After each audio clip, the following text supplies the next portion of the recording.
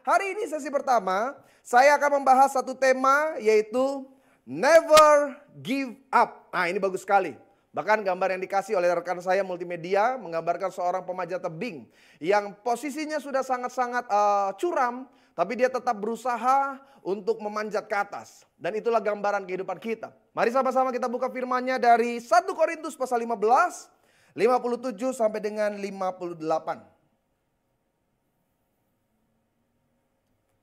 Berapa tahun yang lalu tuh saya ingat ada jemaat bilang begini, pendeta, katanya kalau Imlek itu kita potong rambut ya sebelumnya, boleh nggak? Saya bilang boleh, nggak apa-apa, yang penting kelihatan lebih bagus.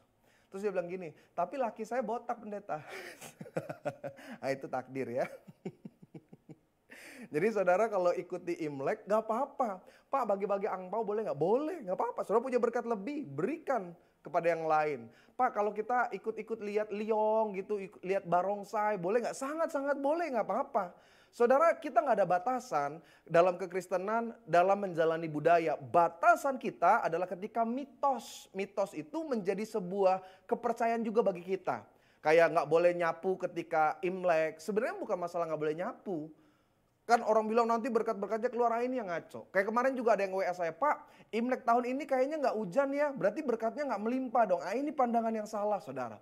Kita percaya berkat Tuhan datang tanpa dibatasi oleh apapun. Mau hujan kek, mau gersang kek, kalau Tuhan udah buka tingkap langit, tidak ada satupun yang bisa menutupnya. Dan saya mau setiap jemaat-jemaat Tuhan juga menyadari bahwa seburuk apapun tahun 2021 dengan berbagai pandangan, dengan berbagai cerita orang tahun ini tahun yang banyak kesulitan, tantangan. Tapi saya mau tekankan di minggu kedua ini, never give up. 1 Korintus pasal 15, 57 sampai dengan 58. Perhatikan, saudara baca apa yang ada di sebelah kanan saya dan inilah firman Tuhan. Tetapi syukur kepada Allah yang telah memberikan kita, sama-sama bilang dengan iman, kemenangan oleh Yesus Kristus Tuhan kita. Sama-sama bilang saya terima kemenangan. Yang bisnis bilang bisnis saya terima kemenangan. Saudara yang dagang katakan dagang saya terima kemenangan. Saudara yang berkarir katakan karir saya terima kemenangan. Amin. Ayat yang ke-58. Karena itu saudara-saudaraku yang kekasih, karena itu para pengerja GBHMJ, jemaat-jemaat Tuhan GBHMJ dan siapapun yang menyaksikan live streaming ini, perhatikan, berdirilah teguh, jangan goyah dan giatlah selalu dalam pekerjaan Tuhan. Why? Sebab kamu tahu bahwa persekutuan dengan Tuhan, di dalam Tuhan, jerih payahmu tidak sia-sia. Saudara yang kerja, saudara yang berdagang, saudara yang berkarir, apapun jenis aktivitas pekerjaan saudara, apapun jenis nafkah yang kau jalani, apa yang kita taruh ke dalam tangan Tuhan tidak pernah sia-sia. Masuk 2021 banyak jemaat itu kan sekarang kan gereja itu berhenti secara tatap wajah, jadi nggak ada pertemuan, kita nggak ada konseling, kita nggak ada pengurapan rumah dan lain sebagainya. Maka satu-satunya komunikasi antara saya dengan jemaat-jemaat Tuhan adalah melalui smartphone. Melalui smartphone ini ada banyak sekali kisah yang jemaat Tuhan juga curhat gitu. Dan salah satu yang saya temukan dari sekian banyak WA, mereka bilang begini, Pak, saya sebenarnya udah mulai putus asa. Karena bisnis mereka, khususnya jemaat yang di Jakarta itu mengalami banyak tantangan. Apalagi dengan diberlakukannya PSBB, diberlakukannya jam-jam tutup dan jam buka. Tidak sedikit mereka yang berdagang, mereka yang berjualan itu mengalami kemunduran dalam pendapatan. Dan kalau mau jujur mereka bilang sama saya, Pak, saya udah mulai gak kuat lagi. Saya juga bingung, Pak, keahlian saya sekian belas tahun adalah berdagang. Apa yang saya harus buat lagi? Tidak sedikit dari mereka bilang, Pak, saya kalau mau masuk ke dagangan online, saya nggak ngerti teknologi, pendeta. Saya bukan orang yang gampang beradaptasi dengan teknologi zaman sekarang. Jadi kalau saya mau jualan, saya juga suka bingung. Memasukkan angkanya saja saya bingung. Ada orang order mau kirim aja saya udah cemas. Kan ada beberapa orang seperti itu. Dan di antara mereka mulai bilang, aduh udahlah. Memang udahlah ini zamannya saya susah. Ini yang saya katakan. Ada banyak hidup kita nggak pernah lihat keberhasilan besar karena di tengah perjalanan kita menyerah, saudara. Pak, Bu, banyak orang Kristen memulai hidup ini dengan iman yang luar biasa. Kita punya gairah, ada antusiasme di dalam Tuhan. Kita berapi-api dalam menjalani hidup di dalam Tuhan. Tapi seringkali antusiasme kita dan gairah itu padam. Kenapa? Kita tenggelam dengan masalah kita hari demi hari. Saya nggak tahu berapa banyak saudara yang hari ini menyaksikan live streaming ini. Sejujurnya kalau kita mau bilang, saya mulai tenggelam dengan masalah saya, pendeta. Ada orang-orang yang membiarkan kepahitan menggerogoti semangatnya. Ada orang-orang yang membiarkan kekecewaan mulai menggerogoti semangat kehidupannya. Tapi hari ini firman Tuhan katakan, never give up. Berdirilah teguh, jangan goyah, dan giat selalu di dalam Tuhan. Saudara perlu tahu bahwa penting bagaimana kita bukan hanya memulai sebuah usaha, bisnis atau karir. Tapi yang paling penting adalah mempertahankan. Saya ulang sekali lagi. Dalam hidup kita, awal itu nggak selalu penting. Semua orang bisa berbisnis, semua orang bisa mulai berdagang, semua orang bisa melangkah untuk berkarir. Tapi yang paling penting bukan awalnya. Tapi bagaimana saudara mulai menyelesaikan setiap pertandingan ini sampai dengan akhir. Anak saya kan udah mulai masuk pembelajaran online. Jadi salah satu mata pelajaran yang dia dapat dari gurunya itu mendengar dongeng. Nah, salah satu dongeng yang akan selalu terulang dari generasi ke generasi adalah kisah tentang seekor kelinci dan seekor kura-kura yang sepakat untuk bertanding. Saudara pasti udah tahu lah ceritanya, ya kan? Ada kelinci dan ada seekor kura-kura yang mereka berkata, oke, kita bertanding sampai dengan garis finish yang ditentukan. Setiap kita hafal cerita ini karena ketika mulai bertanding, kelinci merasa, saya lebih cepat dari kura-kura. Saya tidak butuh upaya lebih untuk mencapai finish. Dan apa yang dilakukan? Dia istirahat. Dia membiarkan kura-kura itu berjalan lebih dulu. Tapi kenyataan pada akhir cerita, kelinci itu dia terbuai oleh istirahatnya. Sedangkan kura-kura yang sangat amat lambat dalam berjalan, dia terus berupaya. Dia terus berupaya. Sampai akhirnya ketika mendekati finish, kelinci baru terbangun dan mulai berlari. Wah, dia mau coba kejar. Tapi hasil kisahnya mengatakan kura-kura memenangkan pertandingan. Yang saya mau garis bawahi bukan dari sisi kelinci. Yang saya mau garis bawahi adalah dari sisi kura-kura. Pak, Bu, anak-anak muda, sadar nggak seringkali hidup kita sama seperti kura-kura. Seringkali kalau mau jujur kita bilang begini, pendeta, kenapa ya orang lain lebih dari saya? Kenapa orang lain punya kemampuan, punya kebiasaan yang tidak saya miliki? Kenapa orang lain punya modal yang lebih baik daripada saya? Tapi ini yang saya mau tekankan bagi setiap jemaat-jemaat Tuhan. Dalam hidup ini banyak keterbatasan, kekurangan, dan kelemahan. Tapi kunci untuk engkau tetap melihat kemenangan adalah jangan menyerah. Never give up.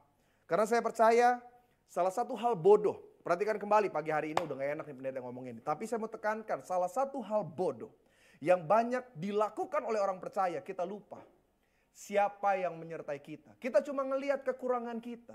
Kita cuma menyadari kelemahan dan keterbatasan kita. Sampai kita lupa siapa Tuhan yang menyertai kita. Tapi yang saya mau tekankan juga, penyertaan Tuhan bukan berarti meniadakan masalah. Di sini kecewanya orang Kristen. Mereka mulai berkata, kalau Tuhan menyertai saya, kenapa saya bangkrut, pendeta? Kalau Tuhan menyertai saya, kenapa saya gagal, pendeta? Kalau Tuhan menyertai saya, kenapa banyak masalah? Penyertaan Tuhan bukan berarti meniadakan masalah. Di 2021, setiap kita doa, Tuhan, jauhkanlah kami dari yang jahat, lepaskanlah kami dari pencobaan. Tapi yang saya mau tekankan, ketika Tuhan menyertai, sometimes Tuhan izinkan masa-masa sukar. Tuhan izinkan kegagalan bahkan air mata. Bukan karena Tuhan lalai. Tapi karena Tuhan mengajar kita untuk tetap lebih dewasa dalam mencapai janji-janji Tuhan. Anak saya kan yang kedua Benzion. Benzion, ada orang tanya, Pak kenapa namanya Benzion? Kok aneh banget? Ya sebenarnya awalnya itu karena istri saya itu seneng panggil laki-laki nama Ben. Ya kan kayak keren gitu, Ben. Bang Ben, Om Ben gitu. Tapi kalau dikasih nama yang mainstream, kurang mantap ya. Kalau tadi mau dikasih nama Benny ya kan, atau ada, tapi takutnya salah nama karena kalau cuma Ben takutnya nanti waktu di sekolah suka diledekin, bensin lah ya kan. Jadi kita cari Ben itu anak laki-laki. Baru saya ingat ada satu tempat di daerah dekat pinggiran Yerusalem itu Bukit Zion, jadi saya bilang Ben Zion. Nah, Benzion ini anyway, kenapa jadi bahas nama? Benzion ini sekarang usianya udah 10 bulan 2 mingguan lah kira-kira. Karena dia lahir tanggal 2 April kan. Jadi bulan Februari ini dia udah 10 bulan. Dan yang menarik begini, Ben-Zion ini mulai belajar berdiri untuk waktu yang lebih lama. Karena tadinya dia cuma bisa ngerangkak, sekarang dia mulai berdiri. Kita sebagai orang tua, kita mau Ben-Zion ini bukan cuma berdiri. Terkadang kita mau ngelihat dia mulai belajar ngelangkah. Dan ketika dia ngelangkah, jangankan untuk angkat kaki, baru mau berencana ngelangkah aja dia mulai jatuh. Nah, apa respon kita? Sometimes kita biarkan. Selama posisinya udah aman, selama tidak ada benda-benda tajam di sekitarnya, sometimes kita biarkan. Bukan karena kita nggak ngawasin. Bukan karena kita orang tua nggak ada di sebelahnya. Jadi waktu dia mulai belajar berdiri, kita mulai bilang, dia mulai berdiri gitu, dia goyang. Tangan kita udah mulai ready. Tapi terkadang waktu saya ready pun, saya nggak tangkap dia waktu dia jatuh. Kenapa? Itu bagian dari pembelajaran untuk anak saya berdiri. Soalnya bisa bayangin nggak? Kalau saya jadi papa, saya tuh nggak tegaan gitu. Saya nggak mau lihat anak saya jatuh waktu dia berdiri. Lalu setiap dia berdiri, saya tuntun, saya gendong. Mau sampai kapan, saudara? Kalau dia 10 bulan kita gendong terus sih nggak apa-apa. Nah kalau udah 39 tahun, saya sebagai orang tua nggak tegaan, saya gendong terus anak saya kan. Yang salah adalah saya. Dan mungkin terkadang itu yang Tuhan sedang buat dalam hidup saya dan hidup saudara. Waktu Tuhan izinkan engkau jatuh. Waktu Tuhan izinkan engkau mengalami keadaan yang tidak baik. Justru karena Tuhan sedang mempersiapkan engkau untuk hal-hal yang lebih luar biasa. Saudara menyaksikan sama-sama bilang ini. Saya diberkati 2021. Saya lebih dewasa, saya lebih sukses, saya lebih siap menghadapi keadaan dan kegagalan. Ada 3 poin yang saya catat. Apa yang membuat kita tidak pernah menyerah? Kenapa hidup kita sebagai orang percaya never give up? Yang pertama Mazmur 43 ayat yang kelima. Ini ayat yang bagus, ini ayat yang luar biasa. Ini ayat buat saudara yang mulai putus asa, saudara yang sering merasa tertekan, saudara yang sering kali merasa udahlah gak ada jalan keluar. Mazmur 43 ayat yang kelima. Sama-sama baca, saudara yang di rumah. Di perjalanan inilah firman Tuhan bagi kita di minggu kedua ini. Mengapa engkau tertekan hai jiwaku? Dan mengapa engkau gelisah di dalam dirimu? Sama-sama baca dengan iman. Berharaplah kepada Allah. Sebab aku bersyukur lagi kepadanya, penolongku dan Allahku. Penekanan saya ada di kalimat awal. Mengapa engkau tertekan? Mengapa engkau gelisah? 2020-2021 adalah tahun kita tertekan, tahun dimana kita gelisah. Karena kita pikir ini masih lama pendeta. Banyak orang bilang pendeta mau sampai kapan kondisi keadaan seperti ini? Mau sampai kapan kita terus ada PSBB? Mau sampai kapan kita usaha mandek di situ terus? Kita tertekan, kita gelisah. Tapi kita bilang, mengapa engkau tertekan? Mengapa engkau gelisah? Berharaplah kepada Allah. Sama-sama bilang sama saya berharap kepada Allah. Apapun masalah saudara, baik di tengah keluarga, engkau yang sedang berjuang karena sakit penyakit saudara, engkau yang sedang berjuang dalam perekonomian, engkau yang sedang difitnah, engkau yang diperlakukan tidak adil, berharaplah kepada Allah. Why? Yang pertama, karena Allah merancangkan yang baik bagi kita. Sama-sama bilang sama saya, Tuhan rancangkan yang baik bagi saya. Kalau saudara baca kisah tentang seorang yang namanya Yusuf, Yusuf itu sebenarnya punya hak untuk kecewa. Yusuf punya hak untuk bilang, kenapa ini yang Tuhan buat dalam hidup saya? Kisahnya mengatakan Tuhan memberikan mimpi besar. Dia lihat 11 lumbung sujud kepada lumbungnya. Dia lihat 11 bintang, bulan dan matahari bahkan sujud kepada dirinya. Tapi ketika dia mulai mengejar mimpinya, keadaan yang paling buruk terjadi dalam kehidupan Yusuf. Tuhan izinkan dia mengalami kegagalan di tengah keluarga.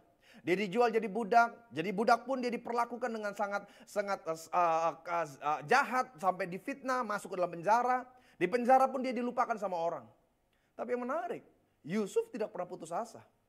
Saya pernah dengar satu hamba Tuhan berkata begini, kalau saya jadi Yusuf, ketika di penjara mungkin akan bunuh diri. Karena kasus yang menimpa dia bukan cuma kasus pencurian, bukan cuma kasus tentang seorang yang nyolong. Dia punya kasus itu pemerkosaan kepada majikan. Pada zaman itu, seorang yang dianggap budak dan dijatuhi hukuman sebagai seorang pemerkosa, dia nggak punya hak lagi untuk hidup. Dia tinggal tunggu mati lah. Tapi Yusuf nggak pernah kecewa. Yusuf nggak pernah putus asa. Apa buktinya? Ketika Tuhan angkat dia, ketika Tuhan jadikan seorang yang penting di kerajaan Mesir, saat dia menemukan saudara-saudaranya dalam keadaan lapar, mencari peruntungan datang ke Mesir. Kejadian pasal 50 ayat ke-20, baca. Kejadian pasal 50 ayat yang ke-20. Firman Tuhan katakan apa? Memang kamu telah mereka-rekakan yang jahat terhadap aku. Tetapi Allah telah mereka-rekakannya untuk kebaikan dengan maksud melakukan seperti yang terjadi sekarang ini. Yakni memelihara hidup suatu bangsa yang besar. Apa hubungannya pendeta ayat ini dengan yang pendeta sedang maksud? Sederhana. Yusuf tidak menyerah sampai ke poin di mana dia melihat kemenangan daripada Tuhan. Buktinya dia nggak terikat dengan kepahitan yang terjadi dalam kehidupannya. Dia nggak simpen dendam. Berapa banyak saudara mengejar karir demi dendam yang saudara ingin balaskan. Iya kan? Ada banyak kita bilang gini, lihat aja. Ntar biar bapak emak gua lihat. Dia suka ngutuk-ngutuk saya pendeta. Dia suka bilang, saya ini anak sial, saya ini bakal gagal. Lihat aja kalau gua udah sukses. Ada banyak orang seperti itu.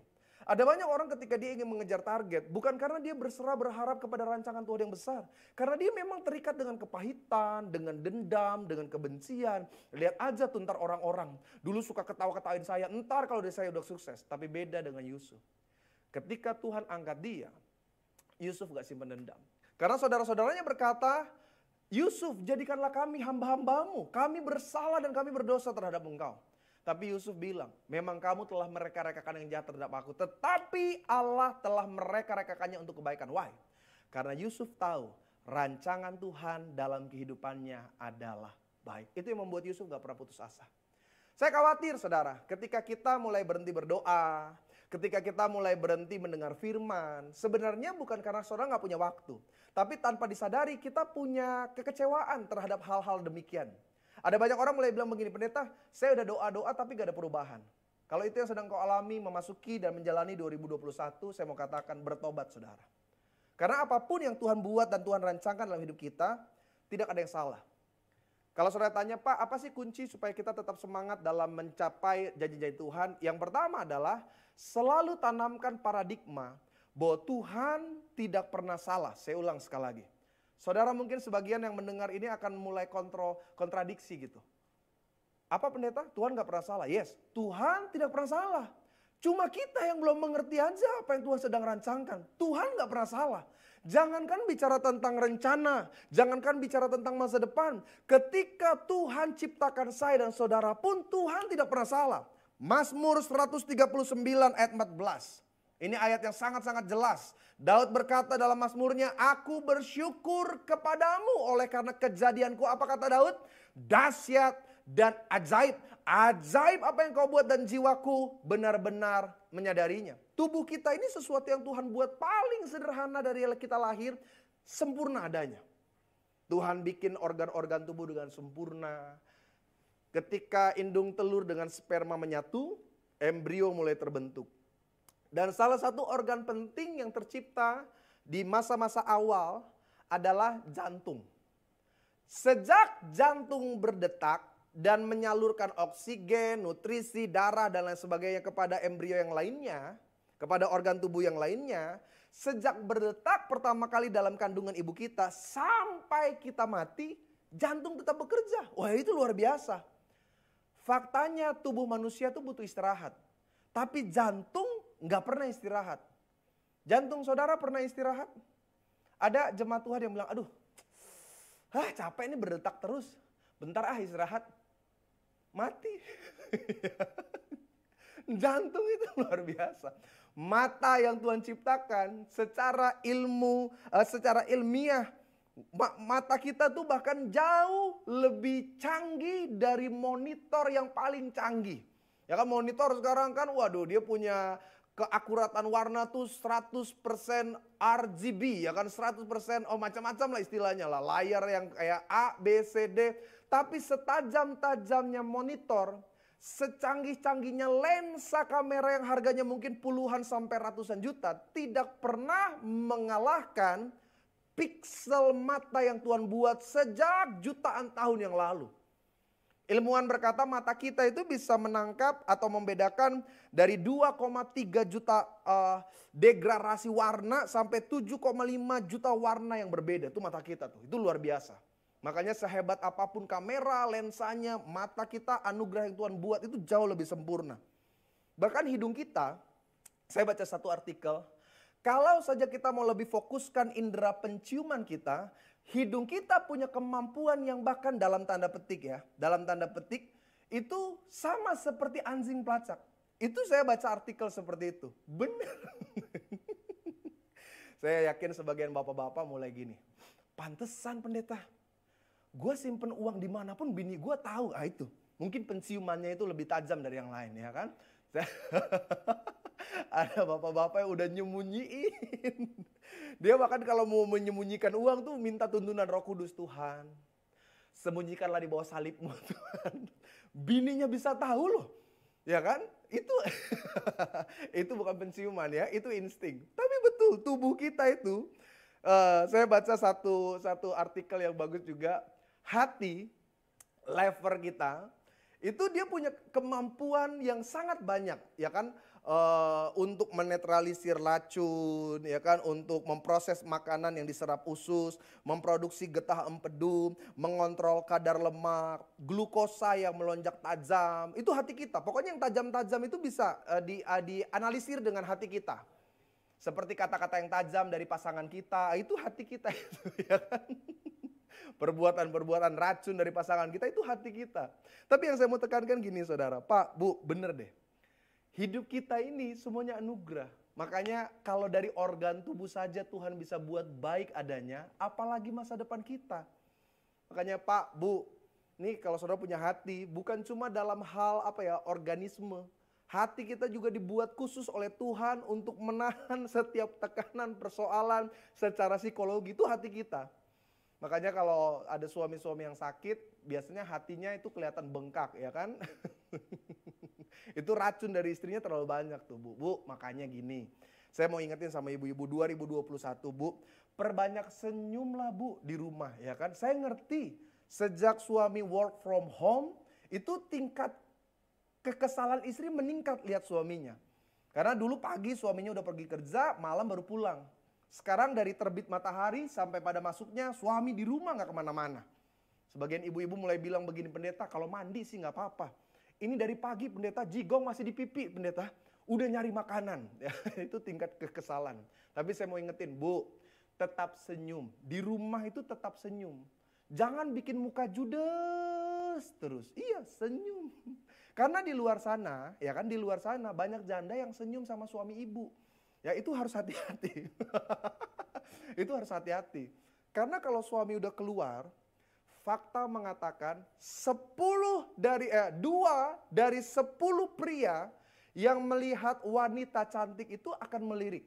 Itu faktanya. 2 dari 10 laki-laki ketika melihat perempuan cantik itu akan melirik. Yang 8 itu melotot semuanya. Jadi memang jemaat-jemaat yang terkasih buat baik. Karena Tuhan udah buat baik dari organ tubuh, apalagi masa depan. Apa pendeta buktinya? Lihat Alkitab saudara. Amsal 23 ayat 18. Amsal 23 ayat yang ke-18, Alkitab katakan, karena masa depan sungguh ada dan harapanmu tidak akan hilang. Sama-sama bilang sama saya, harapan saya dalam Tuhan tidak akan hilang. Ada orang bilang begini, saya satu kali pernah khotbah di komunitas seorang penyandang disabilitas. Saudara paham ya maksud saya ya. Tidak sedikit dari mereka mempertanyakan kenapa Tuhan ciptakan saya seperti ini. Kan saya pernah bahas bahwa Tuhan tidak pernah salah.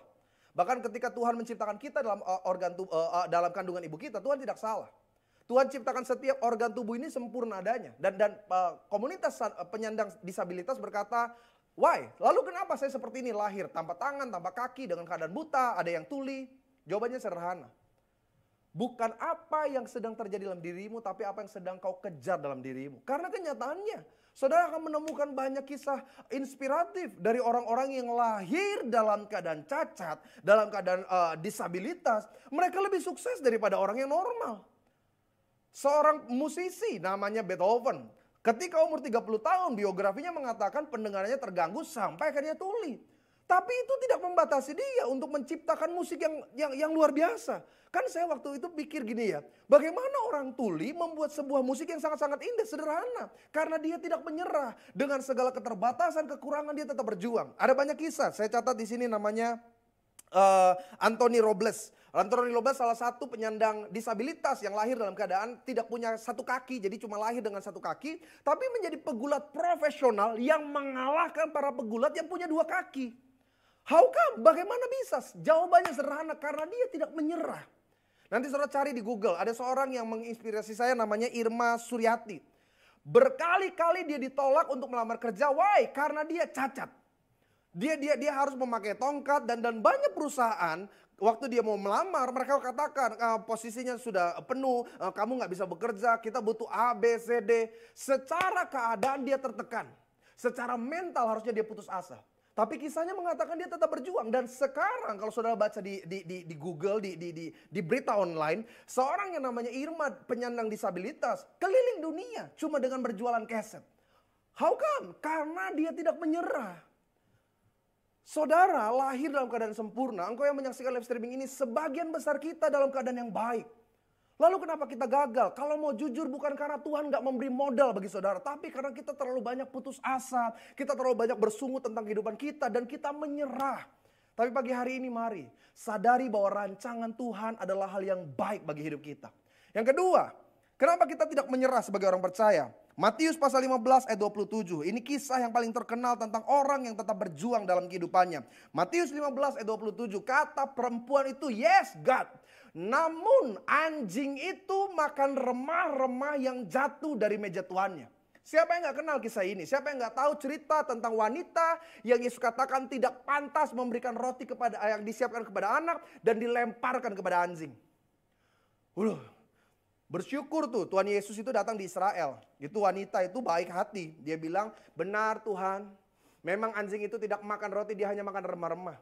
Kalau Yesus lahir di tanah Batak, habis lah itu Yesus dijambak-jambak sama itu inang itu.